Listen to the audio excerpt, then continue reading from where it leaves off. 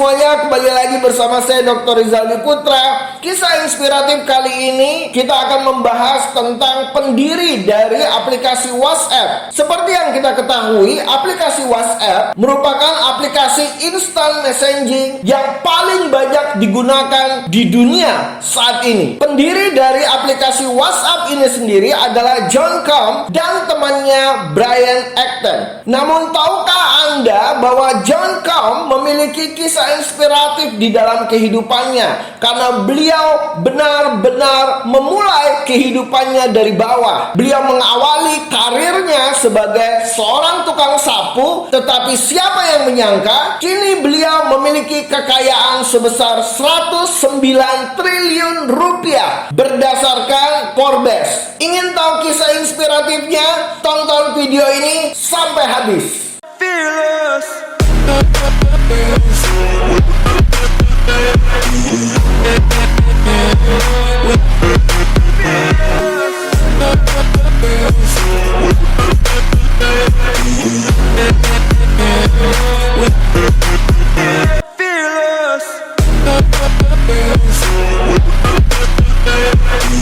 Hai semuanya, dukung terus channel ini dengan cara klik tombol subscribe, like, dan share dalam hitungan 5, 4, 3, 2, 1. Terima kasih dan selamat termotivasi. Hai semuanya, kembali lagi bersama saya Dr. Rizaldi Putra. Seperti yang kita ketahui bahwa aplikasi WhatsApp merupakan aplikasi instant messaging yang paling banyak digemari saat ini. Rata-rata semua orang saat ini menggunakan aplikasi WhatsApp, karena aplikasi WhatsApp sangat mudah untuk digunakan dan dapat mempermudah komunikasi kita sehari-hari. Tetapi siapa yang menyangka di balik nama besar aplikasi WhatsApp terdapat kisah inspiratif daripada pendirinya yang bernama John Com. John Com mendirikan aplikasi WhatsApp bersama dengan temannya yang bernama Brian Acton. Mari kita mengulas biografi tentang John Com. John Com dilahirkan pada tanggal 24 Februari 1976. Beliau dilahirkan di Fastiv bagian Kiev, Ukraina. Ayah dari John Com bekerja sebagai manajer konstruksi dan ibunya bekerja sebagai ibu rumah tangga. Daerah tempat tinggal dari John Com di masa kecilnya sangatlah memprihatinkan dan penuh dengan keterbatasan. Saking penuh dengan keterbatasannya, penggunaan listrik sangatlah sulit sekali. Bahkan untuk mandi pun, keluarga daripada John Com haruslah mengantri di kamar mandi umum. Dan pada tahun 1990, tepatnya John Com berumur 16 tahun, keluarganya memutuskan untuk pindah ke Amerika Serikat, tepatnya di wilayah Mountain View. Nah, di Amerika Serikat, John Com tinggal dengan ibu dan neneknya, sementara ayahnya masih tinggal di Ukraina. Dan tentunya ayahnya berniat menyusul John Com ke Amerika Serikat. Tetapi malangnya pada tahun 1997,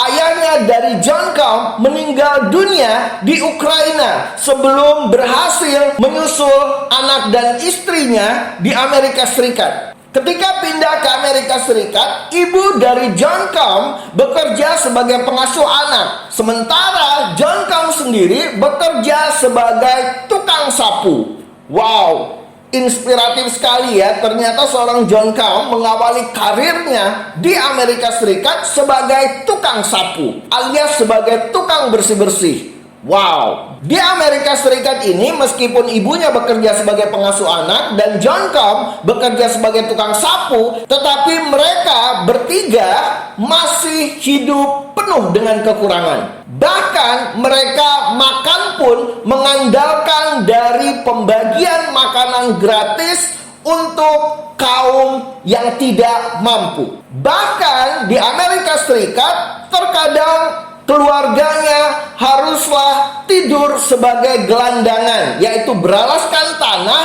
dan beratapkan langit. Nah, ternyata ketika pindah ke Amerika Serikat, John Camp sudah mahir berbahasa Inggris. Inilah yang memudahkan John Camp untuk masuk ke sekolah di Amerika Serikat. Di sekolah, John Camp terkenal sebagai anak yang nakal karena dia mengalami kesulitan untuk beradaptasi dengan anak-anak yang lainnya. Bahkan tidak jarang John Camp terlibat perkelahian di masa kecilnya di sekolah di Amerika Serikat. Namun, di balik kenakalannya, John Camp terkenal sangat pintar sekali karena dia suka belajar dan membaca buku serta belajar komputer secara otodidak. Ini luar biasa sekali, amazing sekali ya. Walaupun John Camp masa kecilnya terkenal sangat sulit sekali hidupnya, tetapi itu tidak mengurungkan niatnya untuk belajar. Beliau belajar komputer secara otodidak. Bahkan beliau tergabung di dalam grup hacker yang pada saat itu dikenal dengan nama grup hacker WuWu di tempat John Camp bersekolah.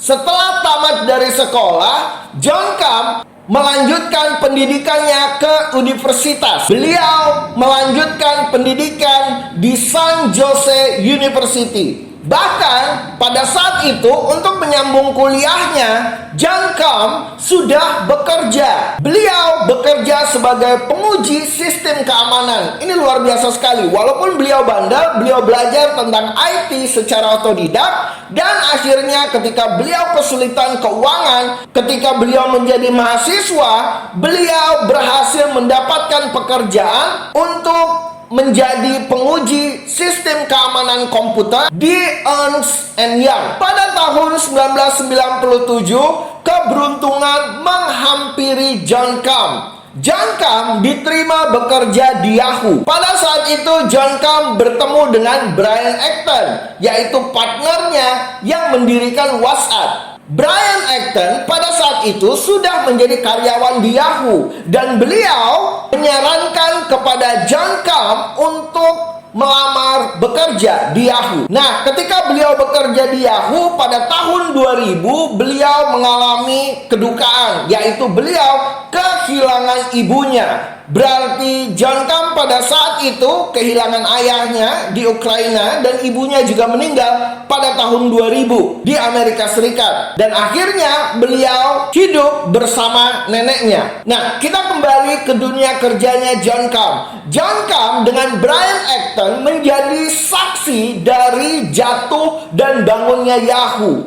Di sanalah beliau belajar tentang manajemen. Di sanalah beliau banyak menimba pengalaman dan mendapatkan ide-ide brilian di dalam membangun sebuah aplikasi. Ketika beliau bekerja di Yahoo, akhirnya John Camp memutuskan untuk drop out dari universitas. Beliau berhenti belajar dan terus menekuni bidang IT yang beliau minati secara otodidak. Selama 7 tahun bekerja di Yahoo, John Camp dan Brian Acton mengambil keputusan untuk berhenti bekerja dari Yahoo. Setelah John Camp dan Brian Acton berhenti dari Yahoo, mereka mengambil masa cuti selama setahun dengan liburan di kawasan Amerika bagian selatan. Setelah selesai liburan, John Camp dan Brian Acton mencoba keberuntungan mereka dengan melamar bekerja di Facebook. Tetapi apa yang terjadi? Mereka tidak diterima bekerja di Facebook. Tetapi itu tidaklah mengurungkan niat mereka untuk mendalami aplikasi. John Camp berniat mendirikan sebuah aplikasi yang pada saat ini kita kenal bernama WhatsApp. Orang pertama tempat John Camp bercerita adalah Alex Fishman. Alex Fishman sangat mendukung niat dari John Camp untuk menciptakan sebuah aplikasi yang bernama WhatsApp. Pada saat itu, Alex Fishman mengenalkan John Camp dengan rekannya yang bernama Igor Solomonikov, seorang developer aplikasi iPhone. Dari perkenalannya dengan Igor, John Kam berhasil menciptakan aplikasi yang bernama WhatsApp. Dari perkenalannya dengan Igor, John Kam berhasil merealisasikan idenya untuk menciptakan aplikasi WhatsApp. Dari situlah ia mendirikan perusahaan yang bernama WhatsApp Inc. yang berbasis di California, Amerika Serikat pada bulan Februari 2009. Wow, ini luar biasa sekali. Ketika John Kam ditolak bekerja di Facebook, John Kam tidak menyerah. Dan beliau mencari orang-orang yang mensupportnya untuk merealisasikan mimpinya. Jadi pelajaran yang bisa kita ambil, satu, jangan pernah menyerah atas penolakan. Kedua, kita harus mencari rekan yang mendukung mimpi kita sehingga kita dapat merealisasikan mimpi yang kita ingin raih. Pada versi awal, WhatsApp hanya digunakan oleh 250 orang saja. Dan itu pun kebanyakan dari 250 orang user atau pengguna itu adalah rekan-rekan dari John Kam itu sendiri. Dan aplikasi WhatsApp pada saat itu masih banyak mengalami crash karena aplikasi ini masih terbilang baru dan masih dalam tahap uji coba. Pada awalnya perkembangan WhatsApp sangatlah lamban dan John Kam pada saat itu ingin menyerah dan beliau sudah berencana untuk menghentikan pengembangan aplikasi WhatsApp dan sudah berniat untuk mencari pekerjaan dan bekerja apa saja untuk bertahan hidup. Ketika ia hampir menyerah, lagi-lagi teman dekatnya Brian Acton kembali menguatkannya. Itulah fungsinya kita memiliki teman yang baik. Teman yang baik selalu menguatkan kita dikala kita ingin menyerah. Brian Acton saat itu memberikan masukan bagi John Kam untuk meluangkan lebih masa di dalam mengembangkan aplikasi WhatsApp yang pada saat itu dinilainya tidak memiliki potensi. Disertai dengan keraguan-raguan, John Kam waktu itu terus melangkah dan berusaha mengembangkan aplikasi WhatsApp. Tapi keberuntungan menyertai beliau karena pada tahun 2009 Apple datang dan memberikan kemudahan dengan adanya push notification. Pada saat itu ketika Apple sudah memberikan push notification pada aplikasinya, secara otomatis itu membuat John Kam menjadi lebih semangat dan mencoba untuk memodifikasi aplikasi ciptaannya. Dan kemudian John Kam merilis WhatsApp version 2.0 di mana WhatsApp dilengkapi dengan fitur pesan instan. Inilah yang menaikkan pengguna WhatsApp menjadi 250.000 user atau pengguna. Wow! Ternyata kreativitas menentukan keberhasilan dari kita. Dan yang membuat John Kam lebih percaya diri karena saingan dari WhatsApp itu sendiri pada saat itu hanyalah BlackBerry yang penggunaannya terbatas di handphone BlackBerry. Pada tahun 2010, aplikasi WhatsApp diubahkan menjadi aplikasi berbayar. Dan pada bulan pertama, John Kam mendapatkan pendapatan sebesar $5.000 USD. Hal ini kemudian mendatangkan banyak sekali investor seperti Sequoia Capital yang menyuntikkan dana sebesar $8 juta USD. Wow! Memasuki tahun 2011, aplikasi WhatsApp berhasil menduduki 20 besar aplikasi populer di App Store. Sekali lagi, Sequoia Capital kembali menyuntikkan dana segar ke aplikasi WhatsApp sebesar $50 juta USD. Wow! Nah, tentunya ini melambungkan nilai daripada WhatsApp itu sendiri. Nilai daripada aplikasi WhatsApp waktu itu berkisar $1,5 miliar.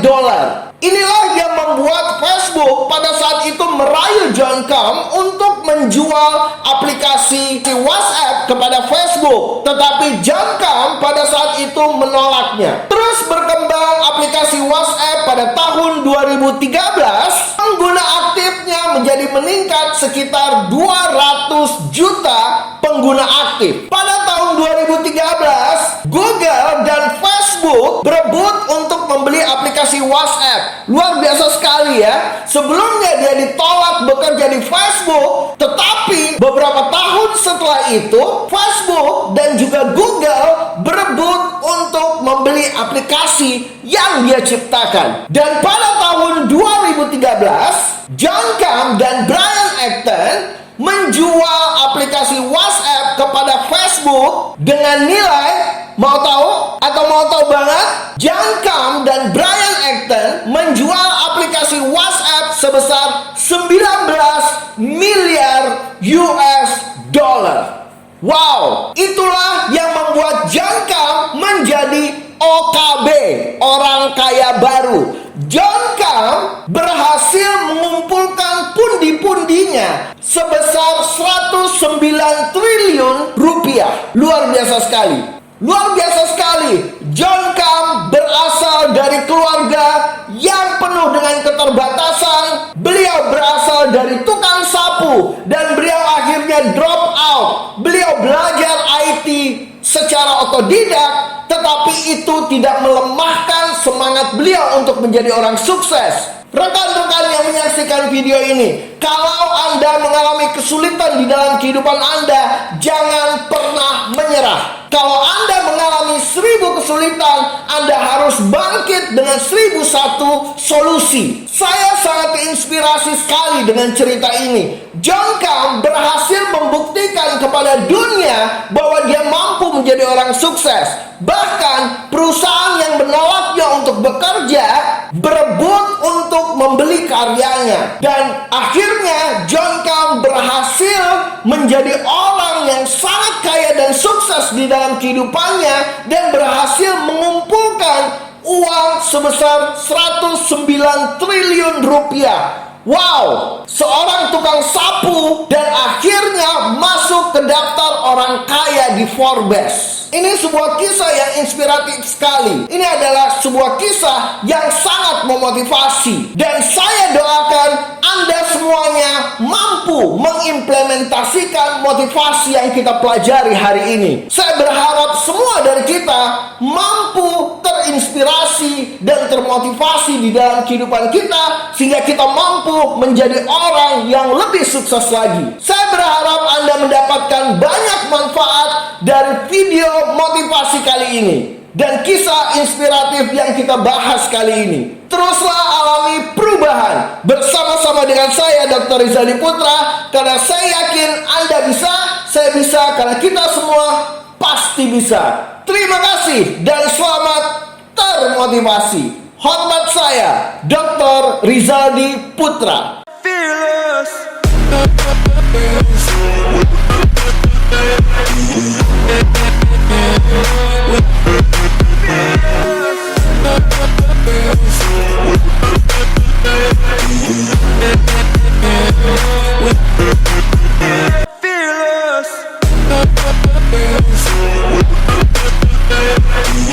Hai semuanya, dukung terus channel ini dengan cara klik tombol subscribe, like, dan share dalam hitungan 5, 4, 3, 2, 1. Terima kasih dan selamat termotivasi.